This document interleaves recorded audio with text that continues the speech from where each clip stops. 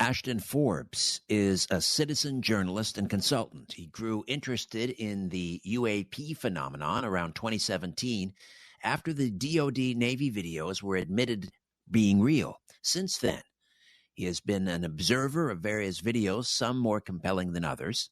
It wasn't until he saw the Malaysian Airlines flight MH370 videos that he became a citizen journalist, attempting to disclose their authenticity to the world. The investigation started as a community-led effort on social media, then formed MH370X to build a group of investigators and force the government to admit the videos are true. Their mission is true disclosure on our terms. Ashton Forbes, welcome to Coast AM. How are you? Hey, Richard. Happy to be here. How are you doing?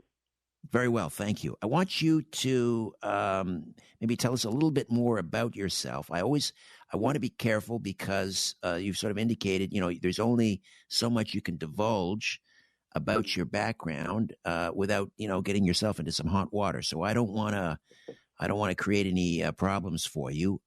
What can you tell us? I mean, I know you've been involved as a government contractor.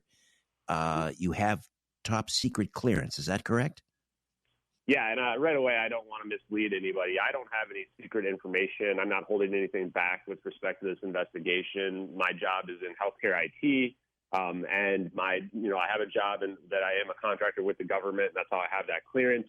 But with respect to these videos, I'm a citizen journalist. I only bring that clearance up so that I can establish my credibility, that I am a person who's essentially a normal person who's out here just looking at publicly available data. And we are looking at that data to reveal potentially the true nature of what happened to MH370. It's one of the greatest mysteries, if not the greatest aviation mystery of all time. And I think that we will go through today and find that it is potentially the largest verifiable conspiracy of all time as well. So I've been the organizer, as you mentioned, of this group that I started called MH370X. And we are a group of volunteers from the public who has been reviewing the footage, going back through old news reports, collecting as much data as we can. And we've put together, I believe, more evidence than probably any court case in the history of man. That's how strong I believe this case is. So I'm hoping tonight to go through that with you and convince people across the nation of what really happened to MH370. So we should also point out, and if you're listening and you're near a computer, you might want to go to the Coast website and click on Ashton Forbes' name, and that'll take you to his YouTube channel, and the videos in question are there. So let's talk about the origin of these videos, and then we'll get into when you discovered them or when you first saw them. We're looking at, first of all, and again, if people want to sort of watch the videos and follow along, and if they're not able to, maybe Ashton, when we describe these videos, you can just kind of, draw on your powers of creating theater of the mind for us. But the what are we, when we're talking about these videos, like where were they? Who discovered them? What is the origin story here? Well, I think that we have found these videos and we have proven that they go back on the Internet archives till just days or weeks after the plane went missing. And a lot of people out there have already come and told me, and I actually saw one of these videos back in 2014. And at that time, I don't believe our collective conscience had risen to a point where we could accept these videos to be real. They just simply looked too far out there for people to believe that, yes, this could actually be a real video. So in order to understand these videos to be real, we really, I think, had at least 5 things.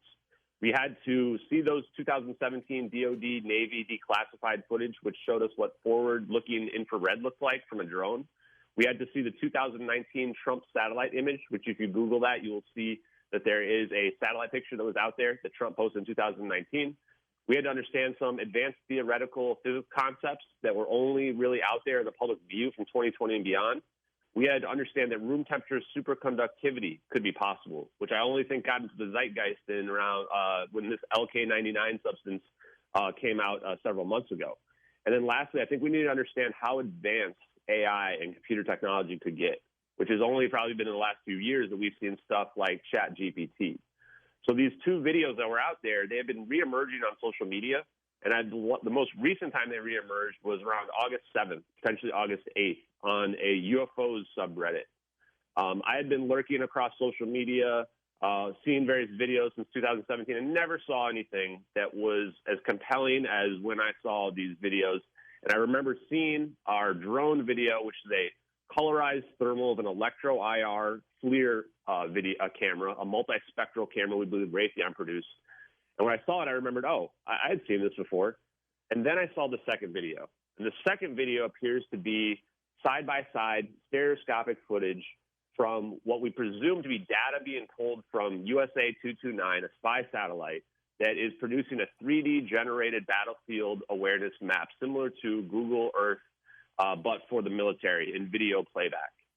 And when I saw the second video and they're both in perfect synchronization, that's when I started to get interested in this case. So who posted was it Reddit, did you say? Who posted the videos first? Do we know the identity of this individual? Yeah. So in terms of the person who posted on Reddit, it seems to be just random users. They've been posted in the past as well. And a lot of times when they got posted, people would make comments about, this is so hurtful to the families or the situation, which I always find this fake compassion angle to be really disingenuous because the families never got any answers. There was never any official cause for what this happened to this plane. The official narratives that are out there, we will dismantle them here tonight. But the person that posted them originally, the oldest version, goes back on the Internet Archive. Both of the videos were originally posted by an account named Regicide Anon. And the first video is the satellite video that we see, this side-by-side stereoscopic. When people want to know what that means, it means that there's two side-by-side videos in the same video, and it's not a duplicated video. It's two different angles, meaning that there's a parallax effect if you were to switch between them, that you would see them from slightly different angles. In fact, we were able to take that and turn it into an actual 3D video where you can put on red and blue glasses and you can actually watch it in 3 dimensions. The description in the first satellite video is very damning. It says that it was received March 12, 2014, which is just 4 days after the events of Malaysian Airlines Flight 370 where the plane went missing March 8th in the morning, supposedly at least. It says uploaded, the published date, May 19th, 2014, which is around 70 days later after that March 12th date. What we're not sure about there is if they had to sit on this footage before they had to understand that it was real, before they actually published it, or if they had already uploaded it to their YouTube channel and then they had to hit the publish button, make it publicly available on May 19th. The source, it says in the description, is protected. This Regicide Anon account has other UFO videos that they had uploaded, none of which are nearly as compelling as this video as well. And the source on the other ones, none of them say protected on there. So this information would indicate that somebody had leaked this footage to Regicide Anon right after the event and potentially had to convince Regicide Anon, just like we had to be convinced, that this video is real. And in this video, some of the most damning information is there are coordinates in the bottom left of it. And the coordinates move when the perspective moves. The perspective of the video moves 8 different times as it's tracking the plane. And the coordinates indicate the Nicobar Islands, which is the actual location for the flight path of the plane where supposedly it turned into the South Indian Ocean. So right away, there's a ton of evidence built in and baked in to this 3D stereoscopic Regicide Anon, quote-unquote, satellite video. The description says satellite video, airliner, and UFOs. It doesn't mention MH370, and it talks about UFOs, but as we've dug into this case, we don't think that what we're looking at here is non-human intelligence. We think it's our technology. So this case starts to get really deep right away.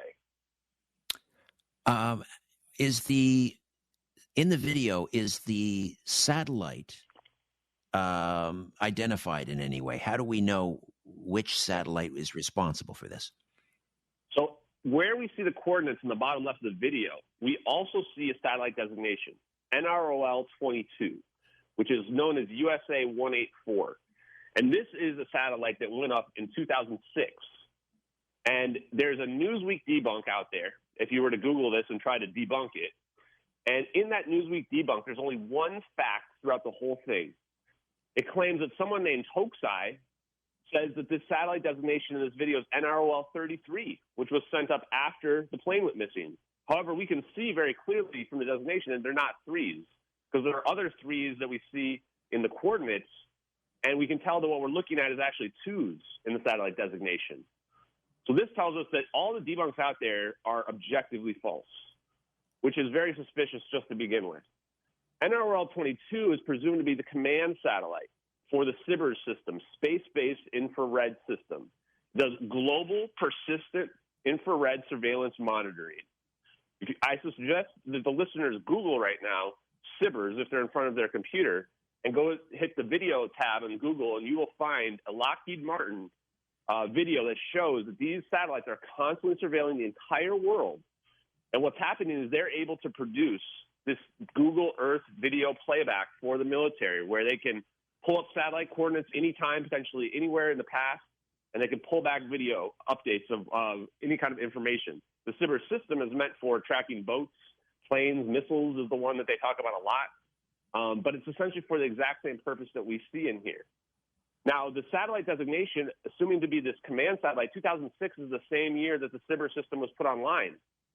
And it replaced the old DSP. I think it was the Defense Space Program, I believe is what that stands for. And so this was a new updated system. We believe that this satellite designation that we're seeing is the first time that this system came online. The second video is, I believe it's drone footage. This is the thermal imaging, correct? Yeah. So there's a second video. Now, the second video, it seems like the leaker here, presuming these videos are real, thought that we had enough information from the first video. They're giving us the coordinates.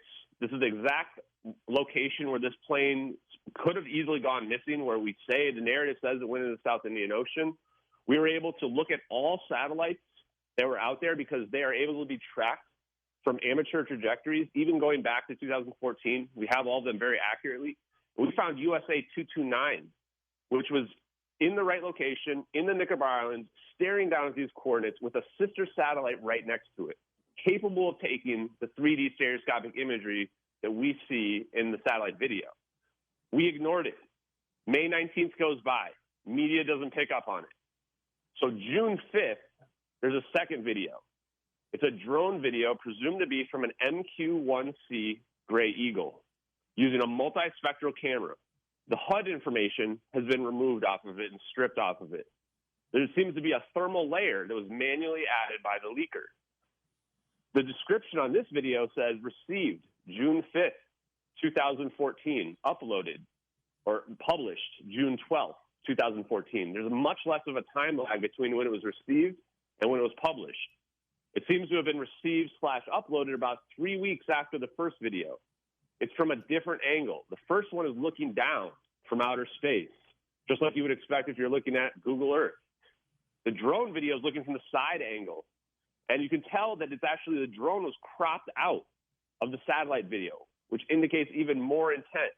The leaker was probably a drone operator or an operator in general, did not want to damage U.S. intelligence. They removed the HUD data from the drone video. They cropped out the drone from the first video. Potentially, they weren't even going to release the drone video. But the drone video shows us even more information. This drone video shows us that there are 3 orbs that circle this plane in a very unusual pattern, a perfect triangle, 120-degree sinusoidal pattern. And they also show that these orbs actually have a trail in front of them that's pulling them along, creating their own geodesics. The reason why the leaker would have potentially colorized this and put the thermal layer over the top is so that this information would stick out more clearly to us. We even see a heat signature in the orbs as they spin around on their axis. So there's a lot of information in both of these videos right away, which tell us a lot about the state of mind of the person who might have leaked this footage to us and really what the purpose of these videos were. We'll get back to the these orbs that are circling the plane. Let me ask you about the thermal imaging. And it's clear this plane is in distress. We see a plume of smoke coming out of the tail. And then in the thermal imaging, we see kind of an orange area in the belly of the plane. Explain what's going on there. Yeah, there is a clear thermal anomaly in the center belly of the plane on the thermal image, and it warps a bit. So we've been digging into this, trying to understand the exact nature of it. I've been talking to pilots and engineers, and I don't think we've reached any conclusions that we can really prove. Our best understanding right now is that there are two heat exhaust ports near the landing gear where this smoke could be coming out of. But it's also possible that what we believe happened was a lithium-ion battery fire. There's 221 kilograms of lithium-ion batteries in the cargo of this plane. That's nearly 500 pounds. They were put together that day. They missed 2 security screenings. These are extremely dangerous events. Now, we don't believe that the heat signature that we see in the belly of the plane is actually the batteries on fire. We think that that is essentially maybe the exhaust or some byproduct of what's happening with that. The batteries would be in cargo bays that are built to withstand fires. The problem with these runaway lithium-ion battery fires is that you can't keep them out. You put them out, and they keep coming back up, and they're billowing toxic smoke while they're doing this. So this plane is potentially in a doomed situation where the crew is desperately battling this lithium-ion battery fire, but there's no way they're going to be able to permanently keep it out, especially not with the magnitude of the amount of batteries on board this plane. It's possible that the plane had been depressurized, just like the official narratives claim, but it was not a situation where the pilots were trying to kill everybody. It's a situation where it was an emergency event, and they're trying to do the opposite. They're potentially flying very low because they're trying to keep everybody alive. One of the things about the videos that's very interesting is we see these cumulus clouds in the background of both videos. Cumulus clouds only form at low altitudes, 1,000 to 5,000 feet. This plane seems to be flying just above them. So this plane is flying extremely low in both videos. It's also descending in both videos, and it's making a circle formation, a turning formation. It appears to be pulling off an emergency landing over the ocean. All right. So let's get back to, we've got about 2.5 minutes here before the break at the bottom of the hour. Let's get back to those orbs, those spheres that are circling, 3 of them, in sort of a triangular formation around this distressed Boeing 777. Just walk us through what happens. Yeah, so we're watching this plane make this turn formation. We see this smoke billowing out of the back of it. All of a sudden, an orb comes flying in out of the side of the screen. We've estimated the speed of this orb is at roughly Mach 3 speeds. It's going at least 10 to 13 times faster than the plane. The plane's turning in descent at about 150 to 200 miles an hour, maxing out the capabilities of a 777-200 accurately. The orbs come flying in. The orbs appear to be completely ignoring gravity. And yes, you heard me correctly, ignoring gravity. They seem to have a field around them.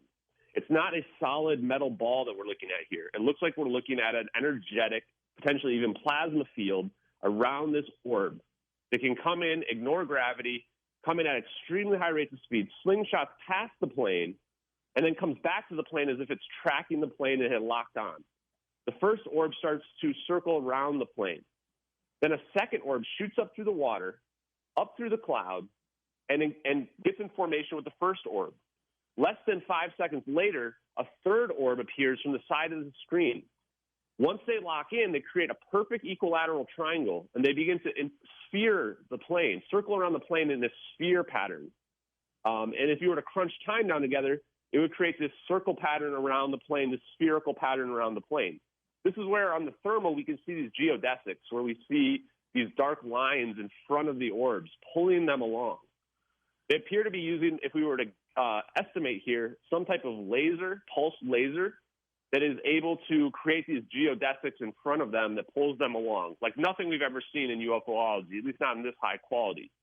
Ashton, I got to jump in here. Pardon the interruption. We're into the bottom of the hour here, a break. We'll come back and discuss the missing 777 Malaysian flight 370, Ashton Forbes. It don't come easy, taking us into the break with Betty Levette. Stay with us.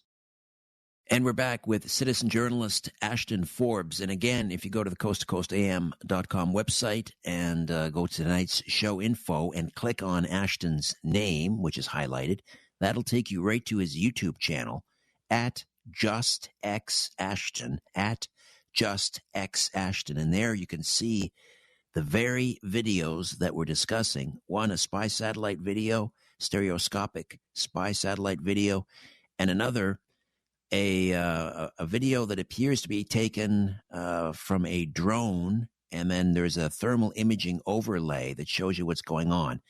So, Ashton, you were discussing these three mysterious orbs that suddenly surround the plane, and they start rotating, I think, first in kind of a clockwise motion and then counterclockwise. Walk us through what happens next. Yeah, so right before the break, we were talking about these orbs, and they're spinning around the plane and circling it. It looks like they're mapping it. They're kind of getting the bearings of it. The center of mass is the center of this equilateral 0-point sinusoidal pattern that we see. We were able to graph this, and as I mentioned, when I say sinusoidal, I'm saying it's a perfect wave pattern. And what I believe this means is that what we're seeing in here is there's not little beings or even humans inside these orbs. These are being potentially remote controlled to some degree.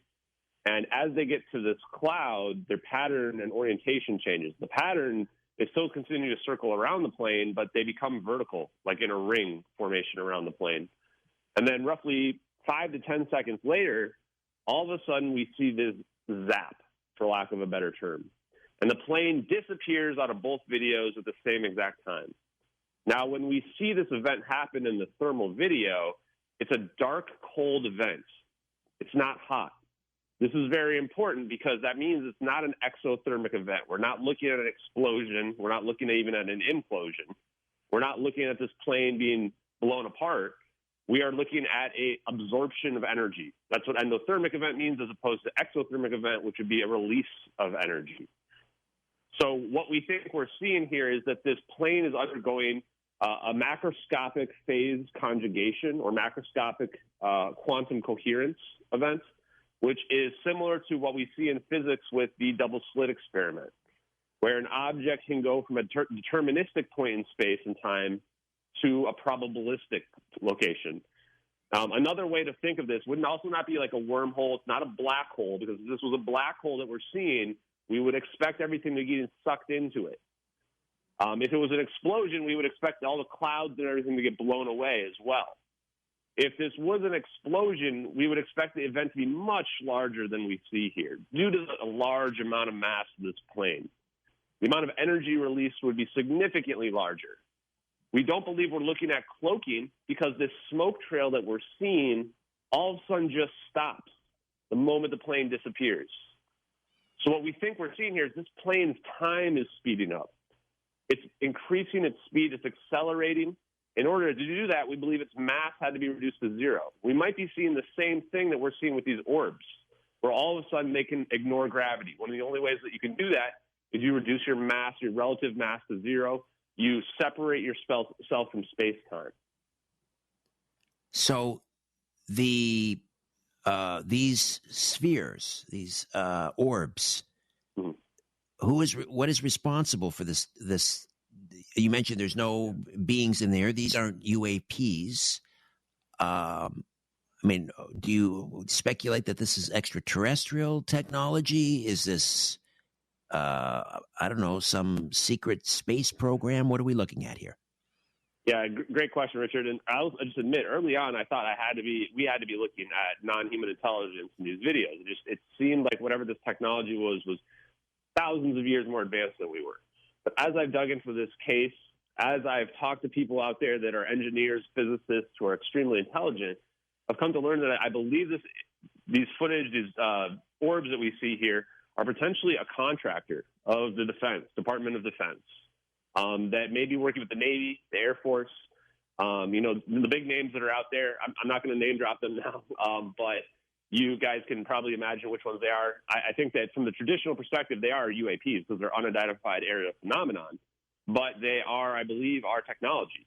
And the evidence for this is that the first part is that the cover-up that happens for this story, to cover this whole event up, doesn't make much sense if what we're looking at here is UFOs. To me, it's a cover-up that's indicative of a human event that happened. The assets that are filming this are U.S. military, the SIBR system, the MQ-1C Gray Eagle, which if you just Google MQ-1 or Google SIG-INT payload, which stands for Signals Intelligence, the top hit you'll find is MQ-1C Gray Eagle. They either got extremely lucky filming this event, or this was a planned operation that they were ready for. They're filming the orb, or filming the plane before the orbs even appear. The orbs are moving so fast, again, Mach 3, that the plane cannot outrun them. The pattern is explained by a computer program. There's not little people in there. It's got to be a computer program running this perfect pattern that we see. The fire event we see from the smoke and from these lithium-ion batteries would indicate a rescue motive. This plane was doomed. This plane was on fire. There was no way to get this fire permanently out. If they land in the ocean, most likely the plane will rip apart. It's the middle of the night, and everybody's going to drown. In my mind, you can't attribute human motivations to a non-human intelligence. And then the last bit is that science can actually explain everything we see in these videos. I didn't think that would be possible in the early stages of this investigation, but as I've talked to physicists, engineers, including Salvatore Pais, who is famous for his UFO patents, I've come to learn that I believe that everything that we see in these videos can actually be explained by science as we have it today, just not necessarily all in the public sphere, and some that we would consider to be futurology, but that is just recently emerging. You mentioned room temperature superconductivity. How is that involved? What is it? Yeah, so one of the things I learned from my interview with Salvatore Pais is that you don't need metamaterials to achieve room temperature superconductivity. So a superconductivity is a perfectly conductive semiconductor. And once you achieve superconductivity, this is where you can allow properties to occur that we would consider magical in nature, where we can create extremely strong electromagnetic forces. Superconductors will change everything about our whole planet. They will allow us to be able to move energy over long periods of distances without degradation due to heat. This can mean that we will have things where our phones don't heat up anymore. Superconductivity is also where we can have, say, objects floating over magnets, which should be very familiar to our guests who are listening or our listeners who are familiar with UFOlogy, because this would also describe what we think we would be seeing with UFOs and how they're able to float. So superconductivity is very amazing. I think that it emerged in the zeitgeist in LK99 recently, where there are videos out there of flux pinning, which is when we look at a substance that has some partial superconductivity and some not superconductivity. What happens is the magnetic lines can warp around the superconductive element, but they are able to pass through the non-superconductive ones.